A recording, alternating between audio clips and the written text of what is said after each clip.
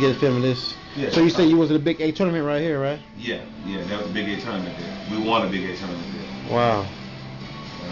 Mookie Blaylock, yourself. Yeah. Harvey Grant, Stacey King. Yeah. Who else you said was in there? Ricky Grace. Okay. And Dave Seeger. Yeah. Those are household names. Yeah. Wow.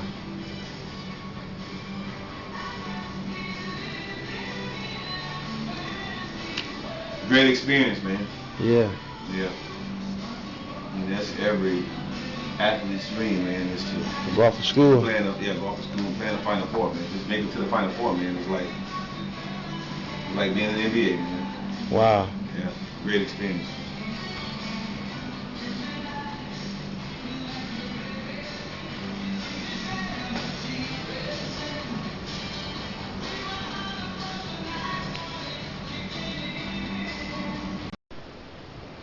This is Athletes Lives Network exclusive interviews. Today our guest is legendary star basketball player Arthur Pollard, East Chicago, Roosevelt. How you doing, Arthur? I'm doing fine, dude. Doing good. Basically what we're doing on the website, man, is an opportunity for athletes to get to know who you are. You know, you're one of the best players to ever come to East Chicago. We can get a little feedback on, you know, how you got started in basketball, early influences, your playing days in high school and college, anything after that. And also one of the big debates that we have going on is that, you know, who you consider the best players ever to come to East Chicago Central with your starting five. And then the most important one to me is what I'm doing the website for is what kind of advice can you give to athletes who may one day be in your position. Okay. So just starting off, just give us a little background of who you are. Okay. Well, I'm a local East Chicago guy, basketball player. I wouldn't say star basketball player, but was decent enough to. No, you was awesome. I mean, this come from everybody. Okay, was decent enough to pave my way through college. Also had a chance to go overseas and play professional basketball as well. College career was awesome. Had a chance to play with a lot of greats. Was on 1988 Final Four team, University of Oklahoma at that time. At that particular year, we went to the Final Four and we lost to Kansas. And at that particular year, I had a couple good teammates. Went and had very promising careers in the NBA. One of my teammates was Stacey King, that ended up playing for Chicago Bulls. Harvey Grant, which was Horace Grant's twin brother, he also played for the Bulls, but Harvey ended up playing for the Washington Bullets. And we also had Mookie Blaylock, point guard, which played with me as well, and ended up playing with the Atlanta Hawks. He was in Atlanta Hawks, and point guard by the name of Ricky Grace went to Dallas. And we also had a forward by the name of Dave Seeger, went to Seattle Washington. So I had a chance to play with a couple good players. Started my career off real young. Probably would say I was 5 years old. My sister was kind of encouraging me to play basketball. I'm sure you might have heard of her, Arthur Pollard. We started very young. We started in the alley, as you would say. I can remember my first basketball game. I don't know if you remember years ago, they used to have those barrels where you used to get apples and things in, and we would cut the bottom off the barrel, and we didn't have a pole at the time, so we would nail the barrel up on the telephone pole in the back of the house. And we would go out there and shoot around and play basketball, and you know, all the kids in the neighborhood would come and play.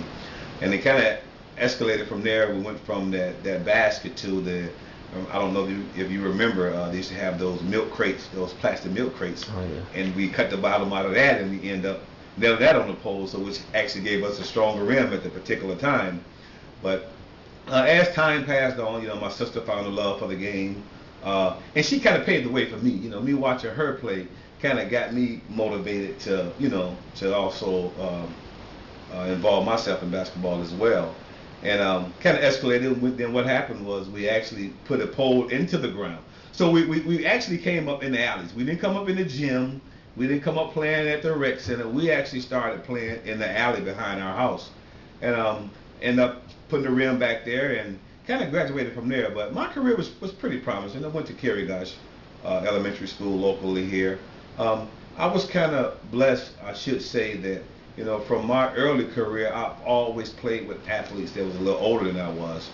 And I wouldn't actually say that I was one of the best players, but I loved the game, and the game kind of took me where I kind of wanted to go.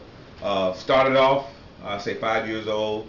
My first actual game was when I was in the, I think at that time, we couldn't play until we was in the 6th grade at that particular time, if I'm not mistaken.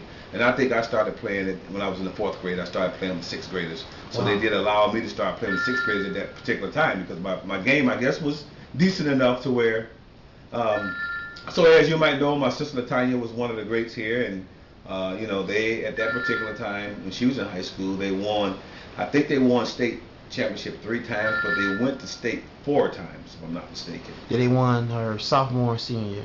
Sophomore, senior year? Yes. Okay. So they, no, I thought they won 2 years. No, it was only 2 years or 3 2 years. years. They won. Okay, but they went out 4 years. Yeah, yeah. They went out 4 They years. lost, and yeah, won 2 years. lost, Okay. yeah. They lost Okay. 76. Yeah, 78, Okay, yeah. so she kind of paved the way, you know, and at that particular time, the name was already a household name because of Latanya, because of her promising career and the things that she did for East Chicago Roosevelt at that time. So elementary school was great, had a pretty good career there. And then here in Indiana, where most schools that we have a junior high school here, and then you have most states that the junior high is kind of combined with their high school. So we had a separate, you know, ours was, which was called middle school, and then you had high school. So I went to my middle school, which was Westside Junior High School, and my 7th grade year I ended up playing with 8th graders. So I didn't play 7th grade basketball, I ended up playing 8th graders, and then kind of went on to high school. And my freshman year I ended up playing varsity basketball. But I had a pretty good career, and actually got a scholarship. I ended up playing for the University of Oklahoma, but when I left high school, I didn't sign with the University of Oklahoma. I signed with the University of Illinois State.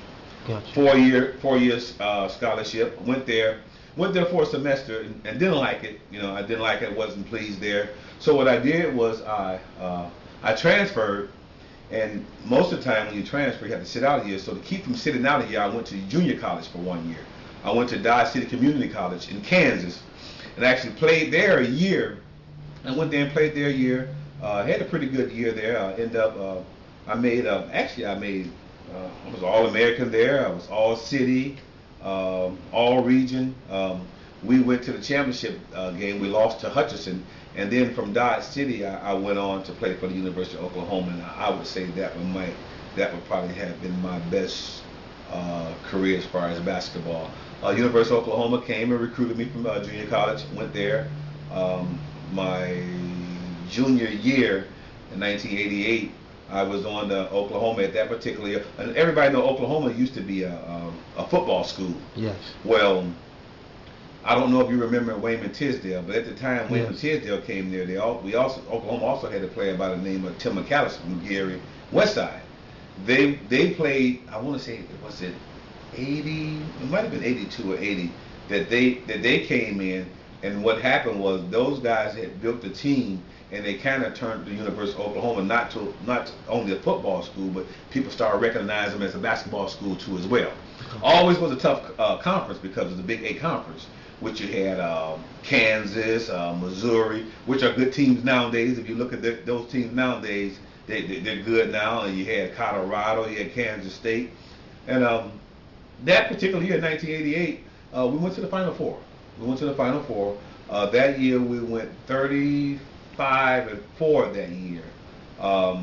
That year we lost the Final Four against Kansas, which that year Kansas had Danny Manning. I don't know if you remember him, but he was great too. Yeah. Danny Manning was also a great too. And what I would say for any young athlete that's looking to make a career out of any sports is, love the game. Kind of take the game at heart, because a lot of times the game will pave a way for you. It did it for me. Again, I didn't have a chance to go to the NBA, but I had a chance to go overseas. Went over there and visited. And the reason why I kind of had a chance to go to the Continental League overseas was due to the fact that my sister had kind of played over in Italy for over 10 years. At that particular time, they didn't have the WNBA here in the United States, so all the great women basketball players had to go overseas in order to play. Latanya, her era, she kind of came in ahead of time in her era. During that era, she played with Cheryl Miller, the Cooper girls, and so at that particular time, they didn't have the WNBA. She was overseas for several years, and I guess they knew of my career here at Oklahoma, and had a chance to go over there and visit. But at that particular time, I didn't.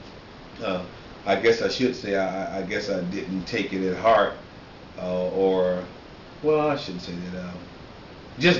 I didn't pursue my career overseas. But for any kid that's looking to make it in life as far as sports, I would actually say just kind of take it at heart, believe in what you do, and the most important thing is, man, you have to work hard. I mean, really work hard, because during the time when I left here, I felt that I was a good player, but what I learned throughout my college career is that there's good players in other cities and other states, and then you meet up with these other guys and you think you good, and you find out.